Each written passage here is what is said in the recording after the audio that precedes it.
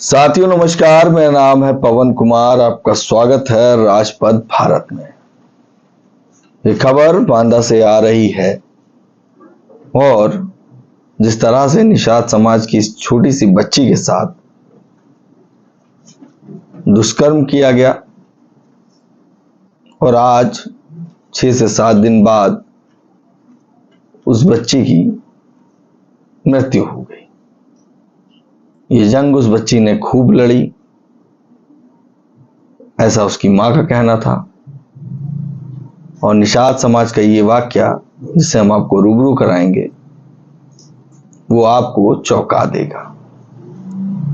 उससे पहले एक खबर से और रूबरू करा दें कि सोशल मीडिया पर ये बैनर आ चुका है और इस बैनर में बहुजन समाज पार्टी के प्रदेश अध्यक्ष उत्तर प्रदेश विश्वनाथ पाल 18 जून को समय 1 बजे पीड़ित परिवार से मिलने जा रहे हैं। अभी हाल ही में आपने देखा था, एक वाकया हुआ था जो आपसे मैंने रूबरू कराया था। वहां भी एक छोटी बच्ची के साथ जिस तरीके के नीच तरीके के काम किए गए उससे मैंने रूबरू कराया। वहां भी बसपा की डेलीगेशन पहुंची। वहीं पिछड़े समाज में एक और वाकया हुआ और बसपा सुप्रीमो ने फिर बहुजन समाज पार्टी की डेलीगेशन को इस बार जनपद बांदा, थाना चिल्ला, ग्राम चकना भेजने का प्रयास किया है। लगातार बहुजन समाज पार्टी का ये प्रयास और बहुजन समाज को न्याय दिलाने में जो सहयोग बसपा सुप्रीमो करवा रही हैं, इसकी चर्चा भी बड़ी जोरों से है। अब पिछड़ा समाज लगातार लोगों से सवाल कर रहा है। कुछ वक्त पहले ये खबर चलती थी कि बहुजन समाज पार्टी की कोई कमेटी हमारे बीच मिलने नहीं आती, हमारे साथ अत्याचार होता देखने को नहीं मिलती। मगर लगातार जिस तरीके से बसपा ने अपने तरीके को बदला है तो ये बात लोगों के द्वारा जानकारी मिल रही है कि वहां पर अब सवाल बहुजन समाज पार्टी से नहीं, जो लोग पिछड़े समाज के नेता हैं, जो लोग पिछड़े समाज के वोट बैंक से लगातार राजनीति कर रहे हैं, उन पर सवाल किए जा रहे हैं। प्रशासन में हो या विपक्ष में हो, सभी से सवाल और जवाब किए जा रहे हैं। ये मामला आपने अभी देखा होगा कि समाजवादी पार्टी जिस मामले में पाल समाज के साथ नहीं खड़ी थी, वहां पर पाल समाज के युवक ने तमाम सवाल किए। खैर, आपको पहले हम रूबरू कराते हैं आज की असल खबर में। जो बहुजन समाज पार्टी की कमेटी डेलीगेशन जा रही उस परिवार से मिलने, वो मैं आपको रूबरू कराता हूं। मैंने आपको बताया 18 जून को 1 बजे जनपद बांदा, थाना चिल्ला, ग्राम चकना निषाद समाज की बेटी की हत्या करने और दुष्कर्म के मामले को लेकर न्याय दिलाने के लिए बहुजन समाज पार्टी की डेलीगेशन जा रही है। उस खबर से मैंने आपको रूबरू कराया था और इस खबर का पूरा मामला आपको सुनाते हैं कि असल में पूरा मामला क्या है। चिल्ला थाना क्षेत्र के एक गांव में रहने वाली 3 साल की बच्ची को 3 जून को शाम 4 बजे सुनील निषाद टॉफी का लालच देकर अपने घर ले गया था। वहां शराब पीने के बाद उसके बच्ची के साथ हैवानियत की। इसके बाद मरणासन हालत में उसने मछलियों के लिए रखे जाने वाले आइस बॉक्स में, जिसमें मछलियां रखी जाती थी, उस आइस बॉक्स में उस बच्ची को ठूंस दिया। साइकिल के कैरियर पर लादकर 6 किलोमीटर दूर पदार्थपुर के जंगल में फेंक आया। बच्ची के घर वाले बच्ची की तलाश कर रहे थे। तभी शाम करीब 6 बजे सुनील घर लौटा। उसके कपड़ों पर खून लगा था। बच्ची की मां ने के पूछने पर बोला, मैं गिर गया था, लेकिन उसके शरीर पर कहीं भी चोट नहीं दिख रही थी। तो मां को शक होता है इसी बीच गांव वालों का भी जमावड़ा वहां बन जाता है।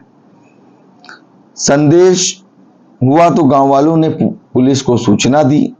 फिर रात 9 बजे बच्ची के घर वाले थाने पहुंचे और शिकायत दर्ज कराई।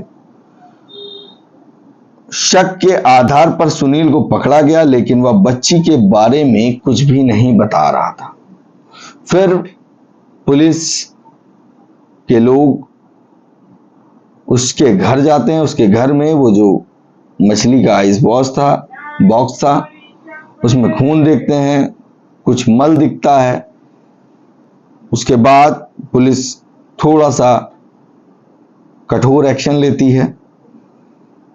फिर कढ़ाई में पूछताछ की गई तो गुनाह कबूल कर लिया। साथ ही बच्ची का लोकेशन भी बताया उसने। पुलिस ने उस लोकेशन पे जाकर, जो जंगल में थी, झाड़ियों में मासूम को बरामद किया।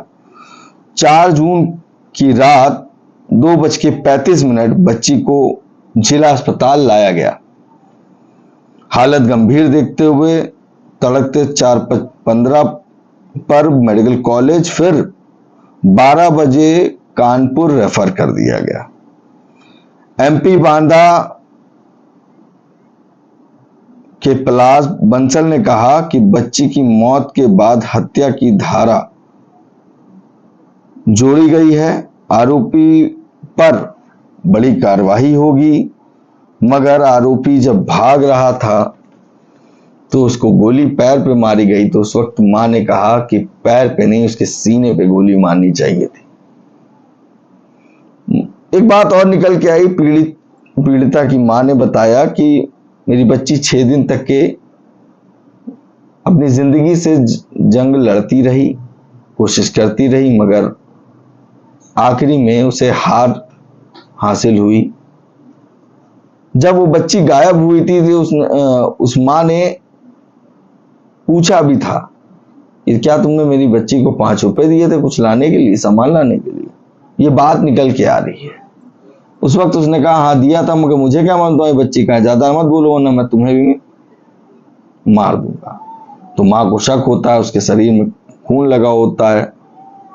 तमाम चीजें देखने के बाद वो गांव वाले इकट्ठे होते हैं। वो बच्ची का नेचर इतना सीधा और साधारण था। सुबह उठ के डेली नहाना, फिर लोगों से प्यार से बात करना, लोगों से मिलना जुलना, तो जिससे मिलती थी उसका उस बच्ची से एक लगाव हो जाता था। तो जब ऐसी वाकया हुआ तो गांव वाले भी निषाद समाज के इस परिवार के साथ खड़े हो गए और प्रशासन से बात की गई, पुलिस को बुलाया गया, कार्रवाई की गई। तो ये वाक्य पे जो कि चिंताजनक है कि एक छोटी सी बच्ची जिसे शायद ढंग से बोलना भी नहीं आता है, चलना नहीं आता, और ऐसा कांड हो जाता है। इस मामले को लेकर बहुजन समाज पार्टी फिर से न्याय के लिए, पूरे मामले को जानने के लिए, पूरी बात निकालने के लिए कि सच्चाई क्या है, बसपा सुप्रीमो को पूरी चीजों से रूबरू कराने के लिए ये डेलीगेशन बांदा जा रही है। और इसका नेतृत्व विश्वनाथ पाल करेंगे। वहां के मंडल कमेटी होगी, जिला कमेटी होगी, विधानसभा कमेटी होगी, वहां सामाजिक लोग होंगे। जिस तरह से ये वाकये लगातार हो रहे हैं, शासन पर सवाल उठ रहे हैं।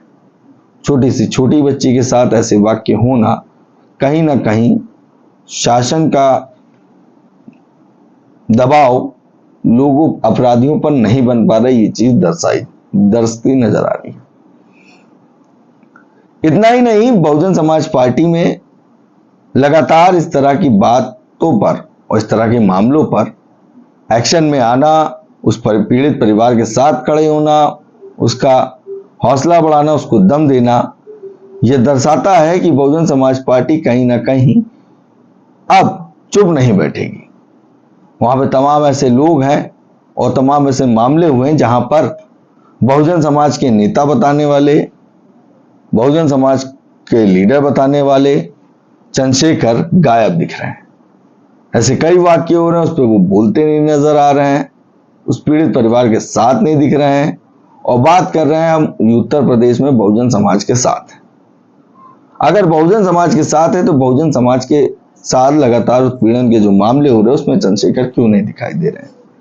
ना वहां जाते हैं, ना उस परिवार की मदद कर रहे हैं, सांसद होने के बाद पार्लियामेंट में इस बात को नहीं उठा रहे हैं।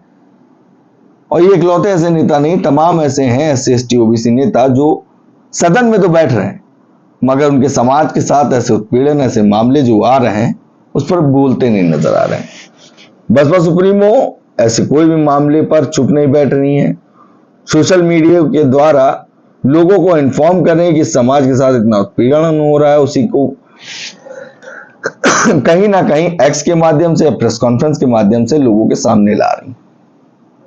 और अगर कारवां यही नहीं रुक रहा है, अगर इस बात को दबाया जाए तो बसपा सुप्रीमो स्वयं बसपा की डेलीगेशन को वहां भेज रही है। जब डेलीगेशन जाती है, खबर चलती है तो लोगों के बीच में ये मामला सामने आता है।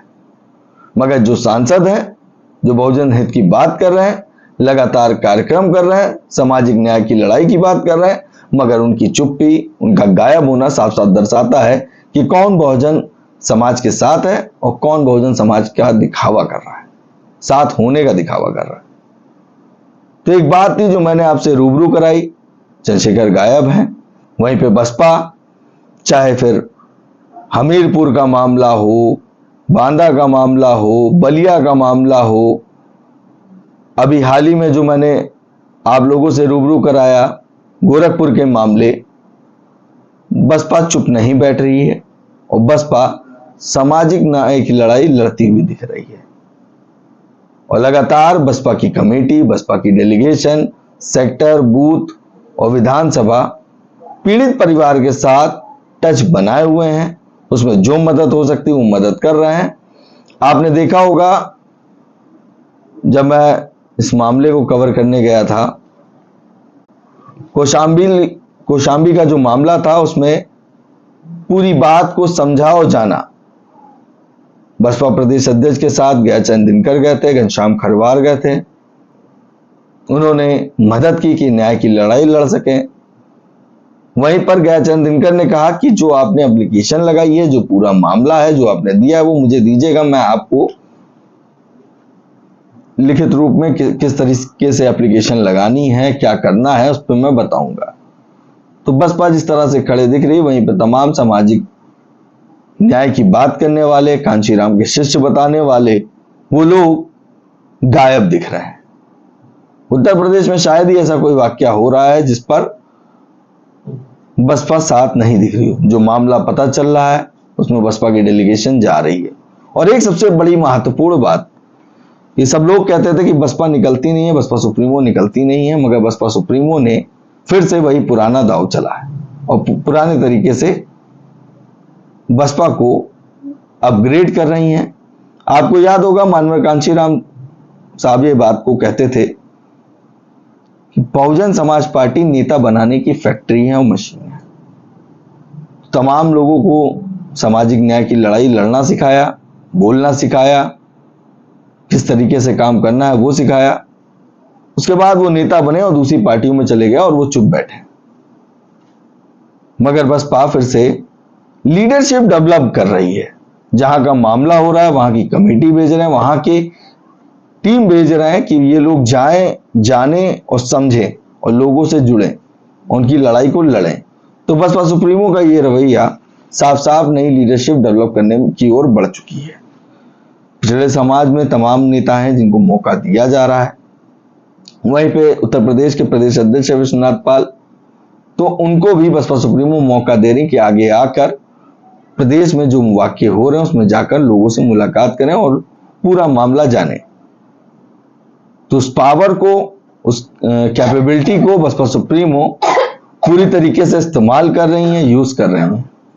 ये चीज आपको देखने को मिल रही है।